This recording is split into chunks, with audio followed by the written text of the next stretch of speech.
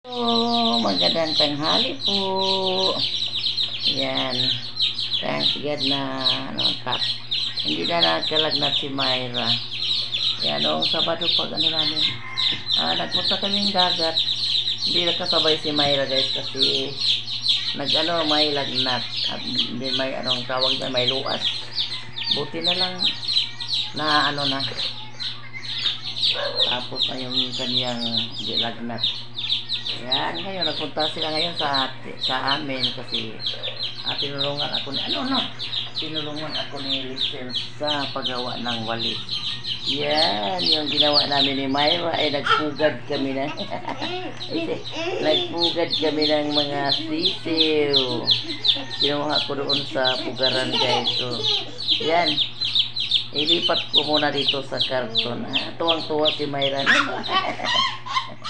Hi! Nandito na yung mga sisiw namin. Dami. Yan.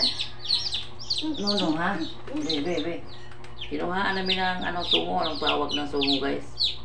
Yan, parang siya makakain. No, be. Di matakot si Myra sa guys, sisiw. No, lagi. No.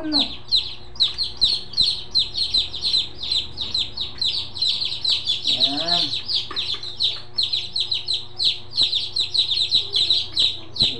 Ali, be. Nagtampo. Dali. Ayaw na. Ng TV.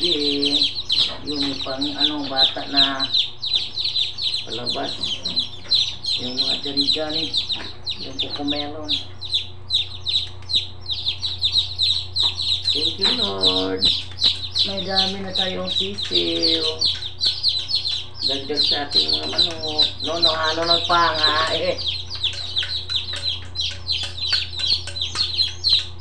My God ka. Yan.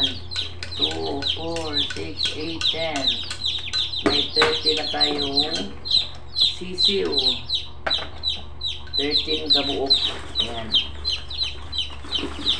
Dito muna sila sa karton ilagay kung ilagay kasi pag doon sa labas ay kainin ng pusa. Yung mga pusa na ligaw dito sa amin palibot sa labas. Kapag doon sa labas ilagay, ayan, kakainin talaga ng mga sisiw o mga mga pusang ligaw.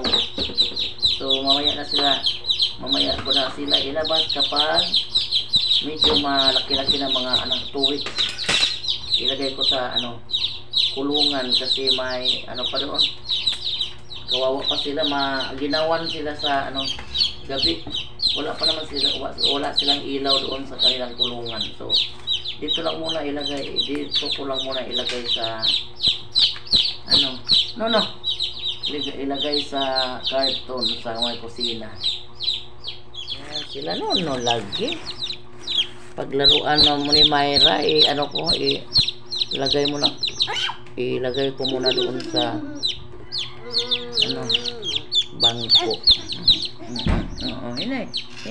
Ay, sabi, hi papa be. Hi papa. Hi tita. Yan. Meron pa yung 13 kabuok na sisiw. Magandang gabi sa lahat kasi gabi na. Luto tayo ng ulam para sa hapunan. Magawa ko ngayon ng guys, yung bulinaw. Gawin kong torta guys. Pero puputulin ko muna kasi medyo malaki. Puputulin ko yung isang bulinaw, parang madali siyang guys, ma-absorb ng ating mantika.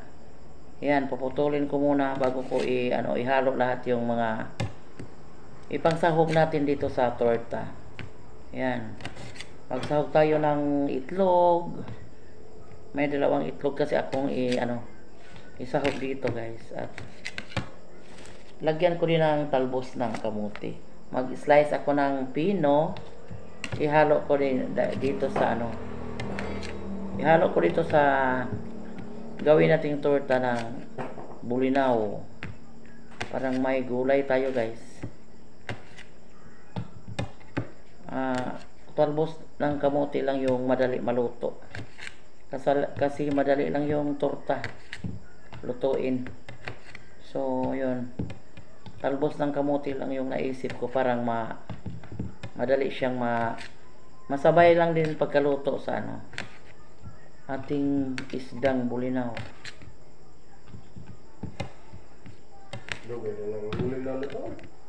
Mo ganing dali ra kay dali ra po ning ganas akong slice on. Yan, mag-mix na tayo sa ating ingredients para sa ating torta. Lagyan natin 2 egg. Isabay na din natin yung ating talbos. Ihalo. Kasi inano ko ng pino, hiniwa ko na ng pino yung ating talbos para masahog natin sa masahog natin. Ha?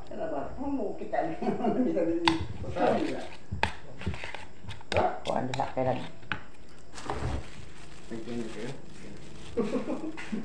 Kalit kok, no? Kokok. Kalit ba? Ay, na gabi.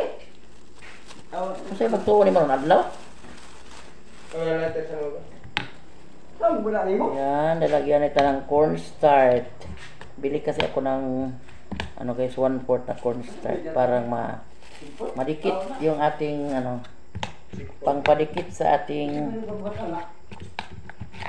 tortang bulinaw. Maglugos yun lang pag inari. Double lang. Dilig na kalat. Ika na may dilig na kalat.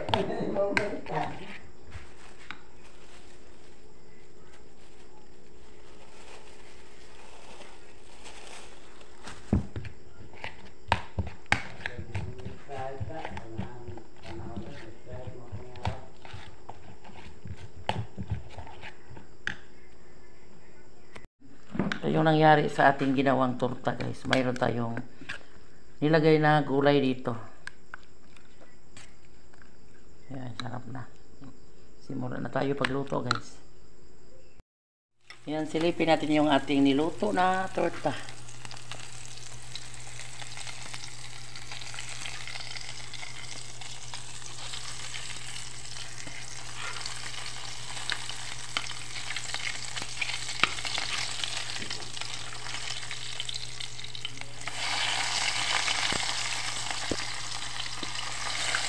Wala tayong guys, kimpit na sira yung kimpit na binili ko.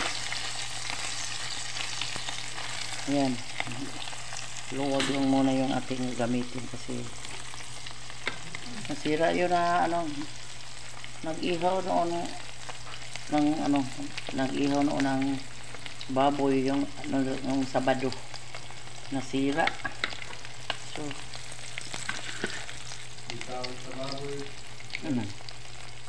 yung kimpit natin clip pang prito na nasira.